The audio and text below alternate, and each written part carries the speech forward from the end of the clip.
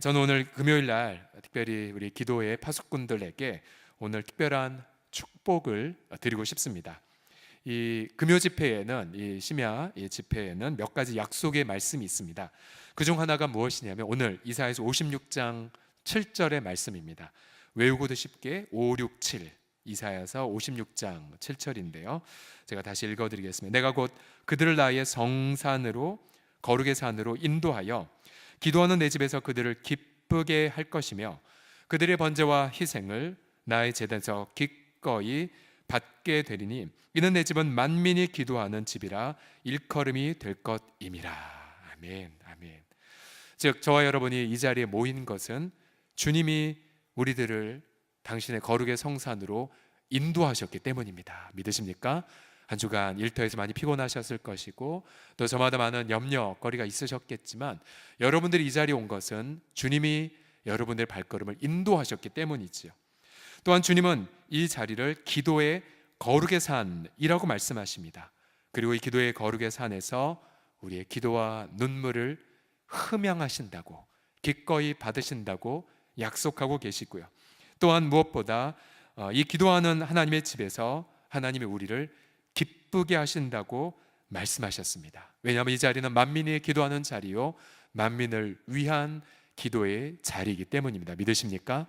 그래서 이 심야의 기도에 모일 때마다 기쁨이 부어지는 자리인데요.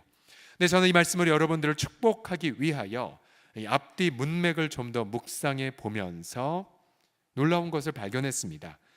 누가 기도의 산에 부름받는가를 따져보니 이 이사야서 56장에는 두 그룹이 등장합니다.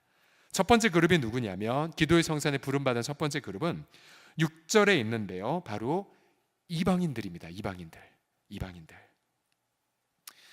또한 또 기도의 성산에 부름받은 자가 또 누구냐면 좀 더 문맥을 확대하면 3절에 보면은 고자가 나옵니다. 고자. 이방인과 고자들. 이방인과 고자들. 이방인이라고 하면 하나님의 언약에서 제외된 자들이죠. 하나님도 없고 소망도 없고 이 땅에서 우상을 숭배하는 자들.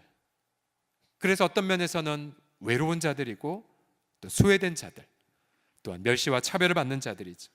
그런데 이러한 소외된 자들이 기도의 거룩의 산에 부름을 받았다는 사실입니다. 그리고 하나님이 그들에게 기쁨으로 응답을 주신다는 사실이죠.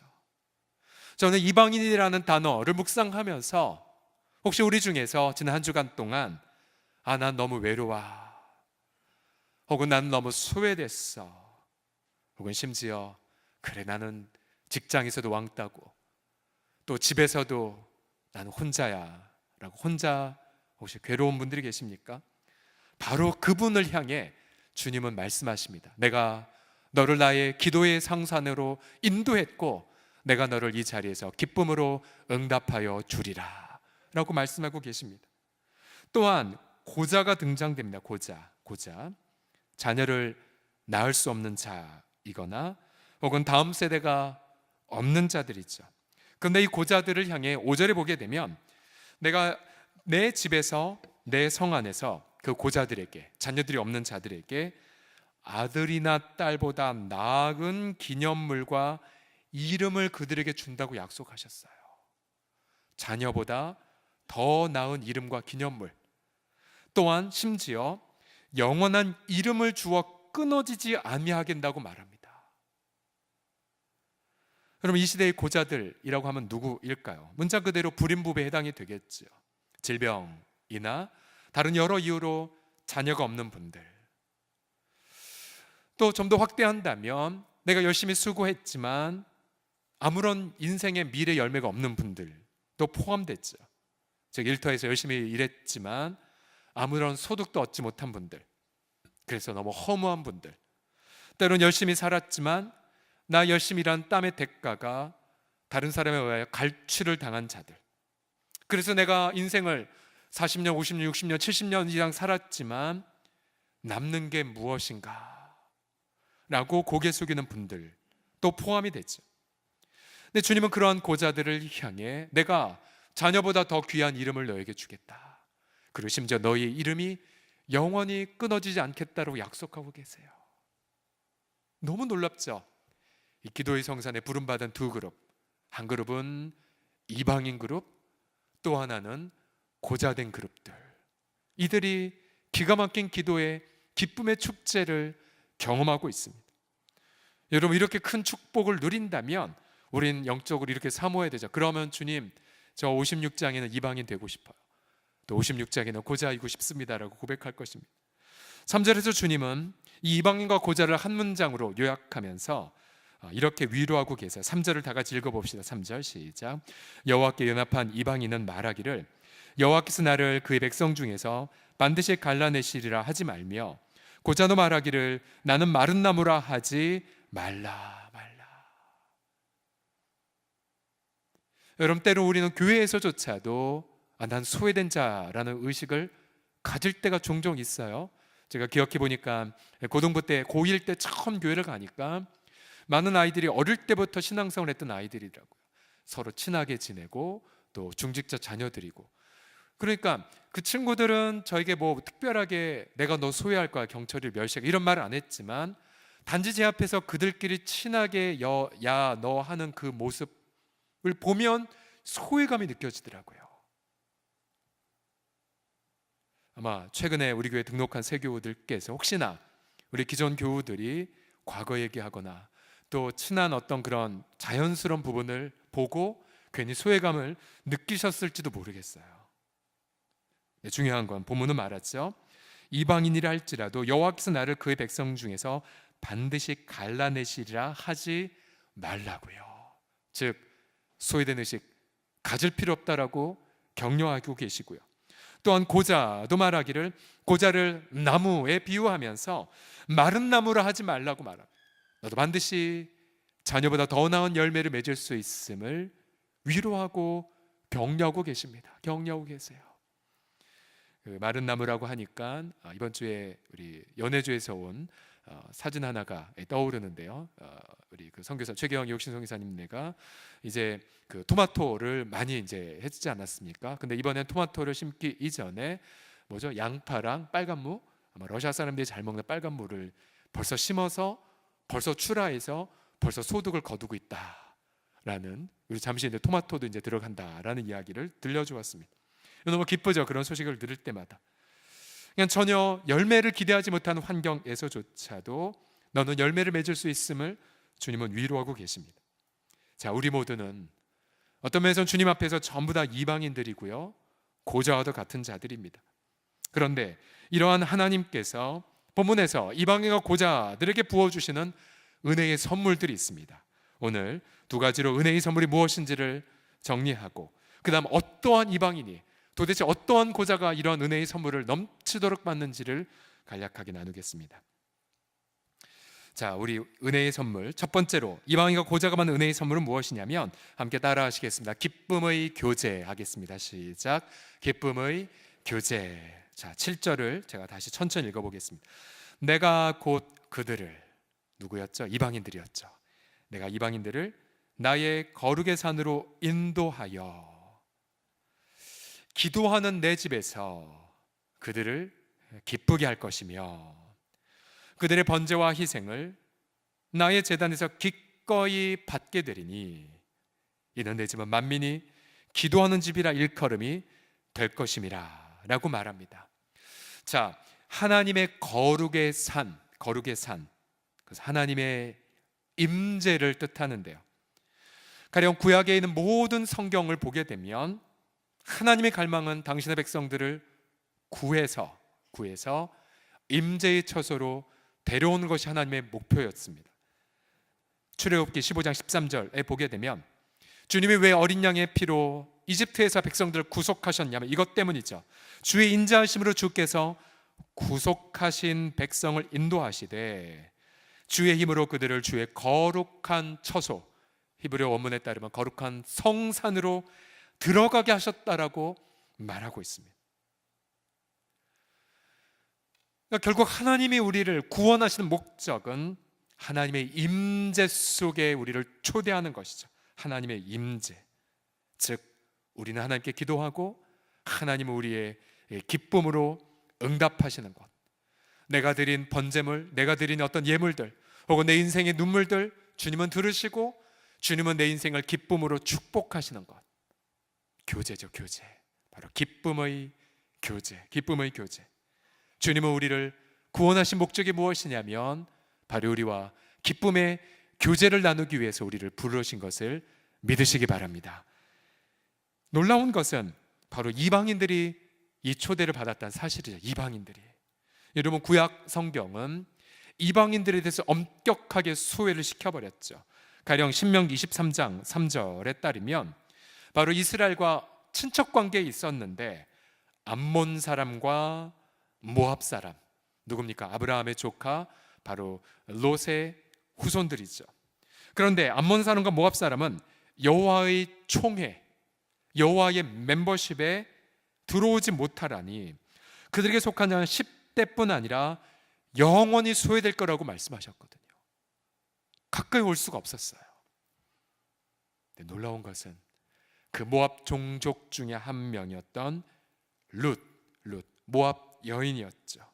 절대로 여호와의 총에 들어올 수 없는 자가, 그가 하나님의 보호하심만을 사모한 채 시모 나오미와 함께 베들레헴에 들어왔을 때 하나님은 룻으로 하여금 보아스의 밭에 우연히 이르게 하셨고 그곳에서 새로운 가정을 이루는 선물을 받았지요. 그리고 훗날 다윗의 증조 할머니가 되었고 마태복음의 족보로 등재까지 되지 않았습니까? 결국 이미 구약에서부터 하나님은 이방인들을 부르고 계셨어요. 어디로요? 기쁨의 교제의 장소로요. 기쁨의 교제의 장소로. 그래서 이 기쁨의 교제를 드리면서 이방인들은 예물을 드릴 수가 있어요. 예물을, 번제를 드리고 희생제물을 드리고, 그래서 죄 용서를 체험받고 이방인들도, 그리고 이방인들도 하나님과 화목함을 경험하고요. 그리고 이방인들도 눈물의 탄원이 응답되고 이방인들 인생의 응답을 경험하게 됩니다. 나의 기도의 성산에서 저들을 기쁘게 하여 주리라. 여러분, 오늘 이 선물이 바로 그리스도 안에 있는 저와 여러분들에게도 지금 이 시간 보장되고 부어지고 있음을 찬양합니다. 현대인들을 보십시오. 갈수록 소외감을 느끼고 있는 것을요. 아무리 스마트폰이 발달하고 SNS가 발달하고 무슨 5G니 AI니가 나온다 하더라도 인간의 근원적 외로움 해결할 수 없습니다. 사람에게서는 친밀감을 채울 수가 없어요. 여러분, 영혼의 궁극적 소외감은 우리 영혼을 지으신 하나님에게서만 만족할 수 있습니다. 왜냐하면 우리 하나님만이 우리 영혼을 지으셨고 바로 그 하나님만이 우리 영혼의 빈 공간을 채울 수 있기 때문이죠. 그 주님은 우리를 아시고 날마다 우리를 기도의 성산으로 불러주세요. 사랑한 나의 딸아, 나의 아들아, 나와 함께 교제하자꾸나, 교제하자꾸나. 우리가 그런 기쁨의 교제를 누리게 되면 우리는 어느 곳에서든 그 주님 한 분만 바라보고 나아갈 수가 있습니다. 여러분, 지난주에 이 자리에서 말씀을 전하신 금요일 날 드렸던 이 체코의 한정훈 선교사님, 여러분 그분의 삶과 메시지를 들으며 어떠한 사모한 마음이 드셨습니까? 그 선교사님은 안정된 대형교회의 부목사 자리, 굉장히 얼핏 보면 안정된 자리죠. 근데 그런 자리를 내려놓고 또한 한참 이제 대입을 앞둔 세 자녀들과 함께 정말 전혀 생소한 낯선 나라로 간다는 것, 그건 정말 쉬운 결정이 아니었죠. 그러나 그 선교사님은 단 한 가지의 가치에 눈을 떴죠. 바로 주님과의 펠로우십이라고 표현하셨죠. 주님과의 교제 때문에, 주님과의 교제 때문에. 정말 시골에서 자라셨고 또한 여러 가지 학력이나 가정 환경이 좋지 않았지만 시편 81편 10절의 말씀 평생 경험했다고 말씀하셨죠. 내 입을 크게 열라 내가 채우리라. 우리도 같이 읽어볼까요? 시작. 내 입을 크게 열라 내가 채우리라. 그러면서 본인이 이렇게 해석을 하셨죠. 바로 예수 그리스도의 복음을 전하는 데 있어서는 하나님은 한계가 없이 부어주셨다는 것을 본인이 경험했다라고 말했습니다. 또 한 가지 말씀을 우리에게 도전했죠. 바로 여호수아 14장 12절의 말씀인데요. 바로 갈렙의 그 마음, 갈렙의 마음. 40살에 약속을 받았으나 공동체가 잘못되는 바람에 45년간 그렇게 시간을 낭비한 것 같았지만 여전히 힘이 있었고, 그래서 이렇게 선포했죠. 45년 전 그날에 여호와께서 말씀하신 이 산지를 지금 내게 주소서. 당신도 그날에 들으셨거니와 그곳에는 아낙 사람이 있고 그 성읍들은 그곳 견고할지라도 여호와께서 나와 함께 하시면 내가 여호와께서 말씀하신 대로 그들을 쫓아내리이다. 85세의 어르신이 45년 전에 받은 약속을 붙잡고 담대히 나아가 정복했던 그 장면. 나이가 중요한 것이 아니었죠. 또 공동체가 잘못돼서 내 인생 낭비된 것, 그 사실도 중요한 것이 아니었죠. 가장 중요한 것이 바로 주님과의 교제, 주님과의 교제, 주님과의 기쁨의 교제가 있다면 기쁨으로 헤브론 성읍을 향해 담대히 나아가는 모습들. 주님이 이방인 된 우리를 부르셨죠. 고린도서 1장 9절을 다 같이 읽어보겠습니다. 시작. 너희를 불러 그의 아들 예수 그리스도 우리 주와 더불어 교제하게 하신 하나님은 미쁘시도다. 미쁘시도다. 예. 저는 이 말씀이 너무 좋습니다. 왜 우리를 부르셨는가? 바로 예수 그리스도 우리 주와 더불어 교제케 하시기 위해서. 그리고 우리로 그를 교제케 하시는 그 하나님은 너무나 믿음직스러워서 아무 때나 언제든지, 때로 내가 실패했거나 내가 때로는 끔찍한 잘못을 저질렀다 할지라도 우리가 아무 때나 언제든지 주님 이름만 의지하며 나아갈 때에 주님은 언제나 두 팔 벌려서 저와 여러분을 기쁨으로 맞이하여 주실 줄을 믿습니다. 기쁨의 교제, 기쁨의 교제. 그래서 여러분, 신앙생활이란 게 무엇입니까? 때론 가난해질 수도 있고 때로는 문을 닫을 수도 있고 때로는 병약해질 수도 있지만, 그러나 그 어떠한 상황에서도 이거를 경험하는 게 신앙생활이죠. 아, 가난함에도 불구하고 주님과의 교제는 막히지 않는구나.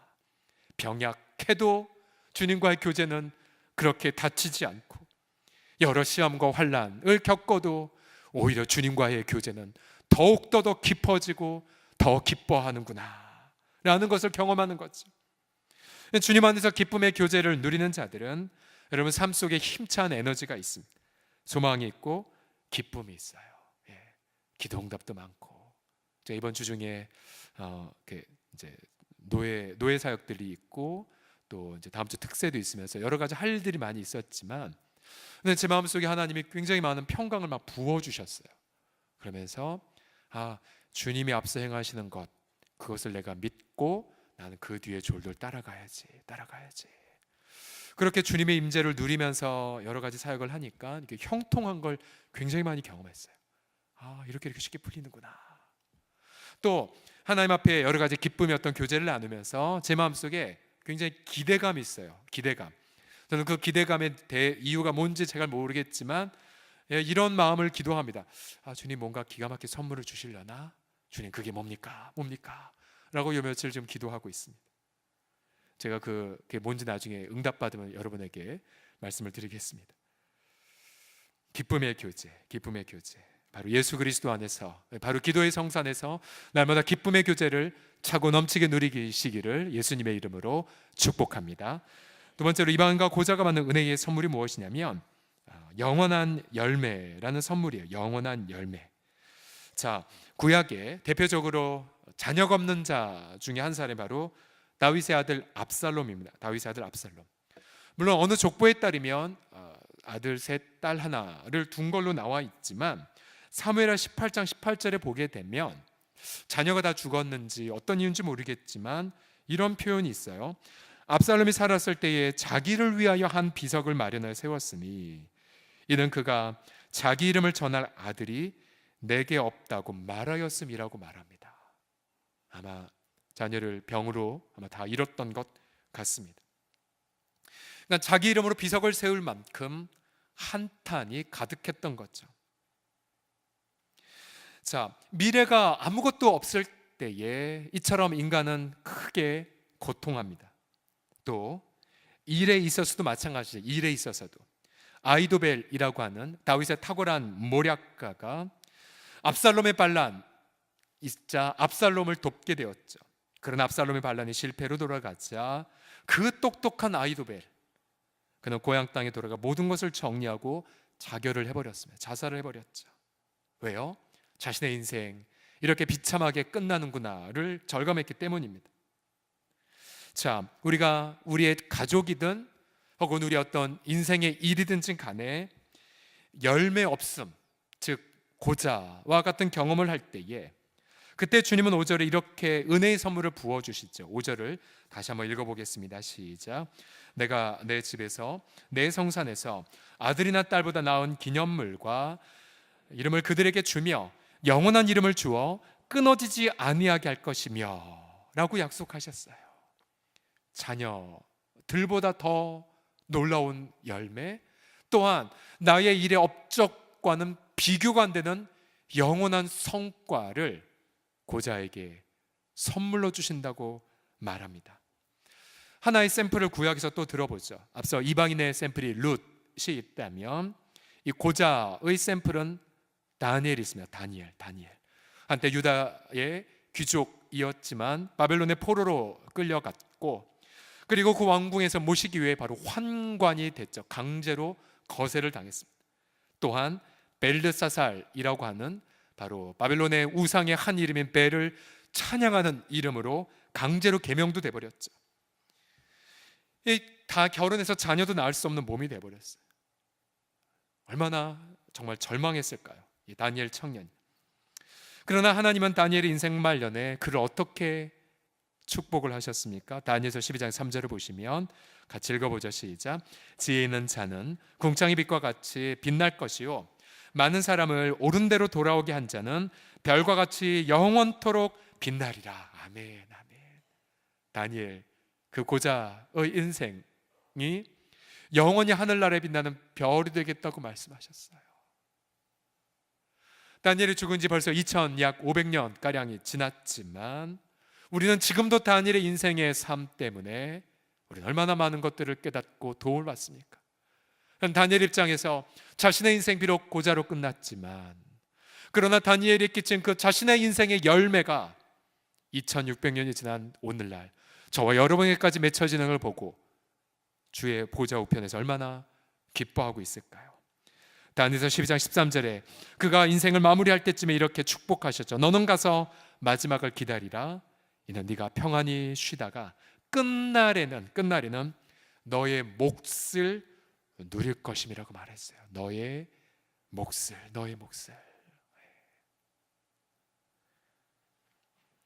저는 우리 주님 앞에서 혹시 내 인생에 마른 나뭇가지밖에 안 된다 그렇게 단념하더라도 바로 그리스도 안에 있는 저와 여러분의 인생이 다니엘처럼 영원히 남는 열매와 이름을 경험하시기를 주의 이름으로 축복합니다.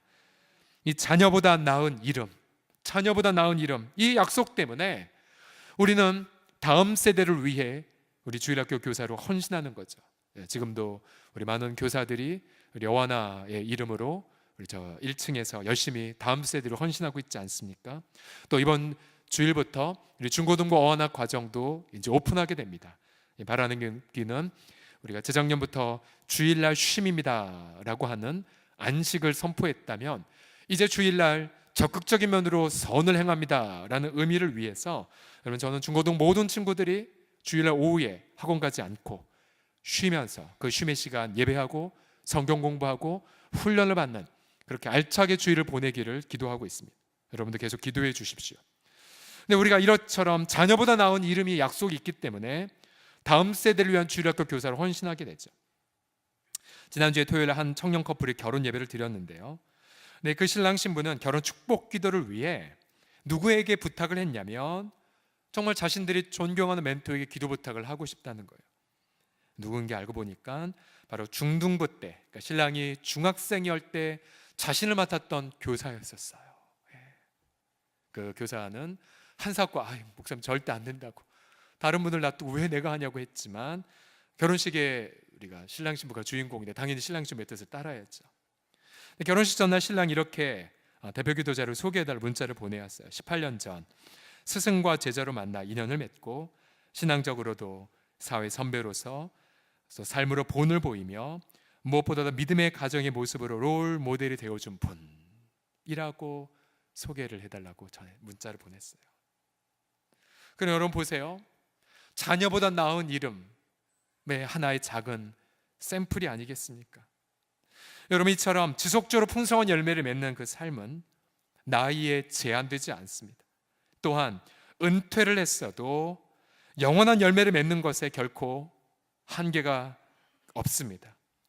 우리 힘써 예수 그리스도의 복음을 전하고 또 하나님이 기뻐하시는 일을 위해 수고하고 진력하고요. 세상의 부귀 영화는 먼지처럼 낡아져 사라지겠지만 주님이 맺게 하신 열매는 영원히 빛날 것이기 때문에, 그래서 우리는 오늘 주님의 임재 앞에 나아가면서 나 인생 잘못 살았다고 한탄하지 않을 것입니다. 또 내 인생 너무 허무하다고 고개도 숙이지 마십시오. 오히려 눈을 들어서 기쁨으로 미소 지으시는 예수 그리스도를 바라보십시오. 마른 나뭇가지를 자신의 인생에, 자신의 생명에 연합시키셔서 지금도 풍성한 열매를 맺으셨고 영구히 빛날 하늘의 별과 같은 열매를 맺으실 그 주님, 그 주님을 찬양하십시오. 마지막, 이방인과 고자가 받는 은혜의 선물. 그러면 누가, 어떤 이방인이, 어떤 고자가 이런 은혜의 선물을 받는가? 자, 보면은 바로 주님만을, 그 주님만을 자신의 전부로 삼는 자가, 주님만을 자신의 전부로 삼는 이방인이 주님을 자신의 전부로 삼는 고자가 이런 은혜의 선물을 경험합니다. 3절을 보시게 되면 여호와께 연합한 이방인이라는 표현을 씁니다. 여호와께 연합한 이방인, 여호와께 연합한 이방인. 그 다음 이방인과 고자 각각을 향해 주님 앞에서 의를 행하고 안식일을 지키고 악을 행하지 않고 주님을 사랑하고 주님을 섬기는 자라고 말하고 있습니다. 1차적으로 여호와께 연합했다라는 이 뜻이 무엇이겠습니까? 그것은 룻이 비록 이방인임에도 하나님의 날개에 돌봄만 받기 위해 미래가 없는 그 땅으로 왔던 것과 마찬가지죠. 다니엘처럼 하나님 한 분만을 신뢰하며 그 포로 생활 속에 인내했던 것을 뜻합니다. 주님을 자신의 전부로 삼는 자, 주님을 자신의 전부로 삼는 자. 또한 본문에 계속해서 반복된 표현이 의를 행하는 자라는 표현하죠. 의를 행하는 자. 근데 의를 행하기에 앞서서 주님은 이사야서 56장 1절에 보시게 되면 이렇게 말씀하세요. 이는 나의 구원이 가까이 왔고 나의 공의, 우리 원문에 따르면 나의 의가 나타날 것임이라고 말해서 나의 의. 그럼 여러분, 여기서 말하는 이방인과 고자들은 바로 하나님의 의를 자신의 의로 삼는 자들입니다.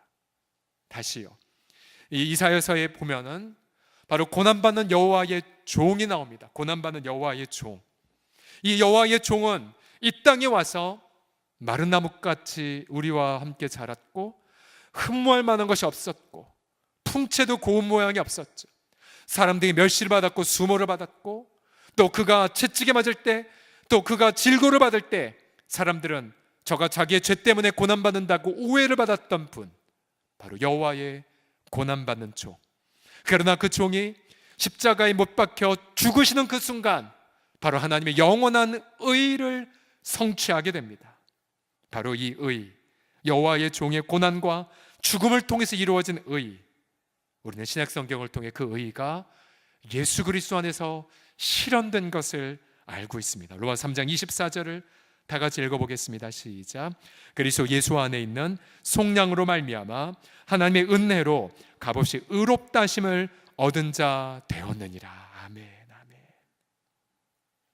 결국 이방인과 고자들은 자신에게는 아무런 의의가 없지만 그러나 하나님만이 의롭담을 믿고 주님께 붙은 자들이에요. 주님께 붙은 자들. 마치 세리처럼 자신의 가슴을 치며 저는 죄인입니다, 저를 긍휼히 여겨주세요. 그때 주님이 그래 넌 의로워, 넌 의로워 라고 말한 것처럼 처절한 심경으로 주님 저는 마른 나뭇가지에 불과해요, 제 인생 열매 하나도 없어요. 그러나 주님이 제 전부예요 라고 말하는 고자를 향해 그래 내가 너의 전부가 되어줄게. 그래서 이방인과 이 고자들은 그 주님을 사랑할 수밖에 없어요.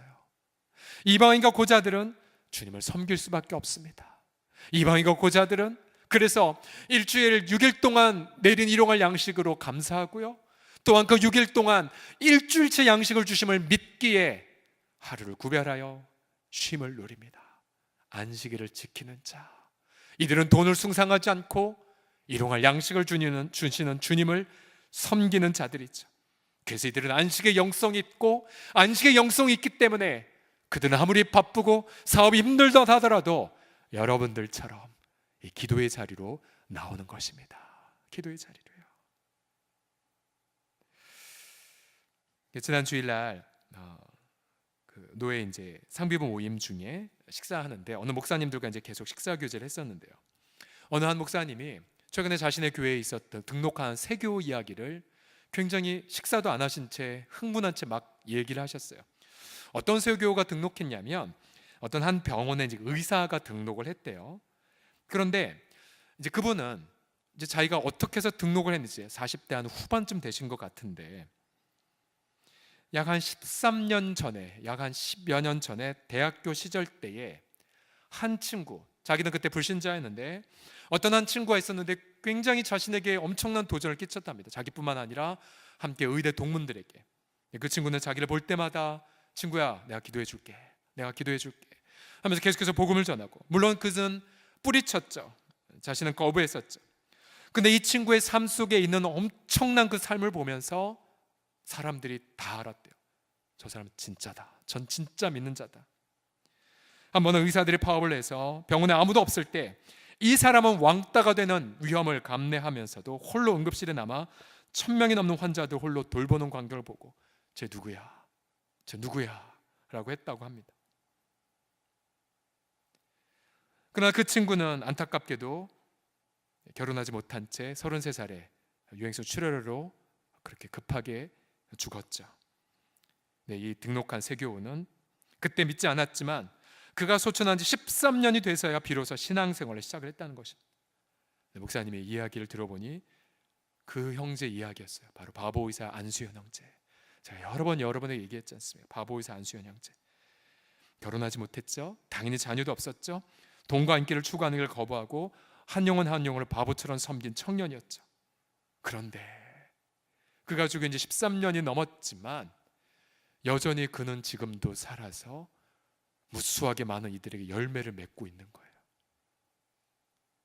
그래서 식사 시간에 그 목사님은 밥을 먹을 수가 없었어요. 흥분한 채.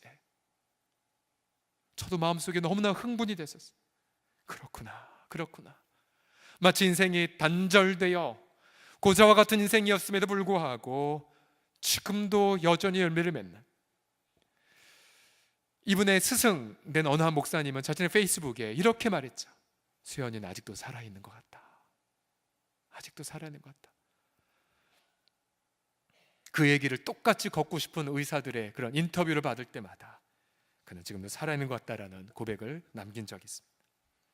바로 이러한 삶, 바로 이러한 기가 막힌 삶을 위하여서 하나님은 저와 여러분을 예수 그리스도 안에서 부르셨습니다. 소외감을 느끼셨습니까? 혹은 나는 아무런 열매를 맺지 못했다라고 고개를 숙이셨습니까? 염려하지 마십시오. 이방인이라 할지라도 나는 여호와께 갈 일이라고 말도 하지 마시고요, 나는 고자라도 마른 나뭇가지처럼 잘려질 거라고 얘기하지 마십시오. 오히려 주님을 바라보면서 주님이 나의 영원히 맺을 열매를 맺게 하실 줄 믿습니다라고 주님 앞에 자기 인생을 의탁하십시오. 주님 앞에 인생을 자신에게 하나님 앞에 맡기십시오. 여기 청년이든 10대이든 또 시니어 어르신은 상관없이 우리도 다니엘처럼 갈렙처럼 룻처럼 그리고 안수현 형제처럼 영원히 빛나 아름다운 열매를 맺게 하실 줄을 믿습니다. 기도하겠습니다.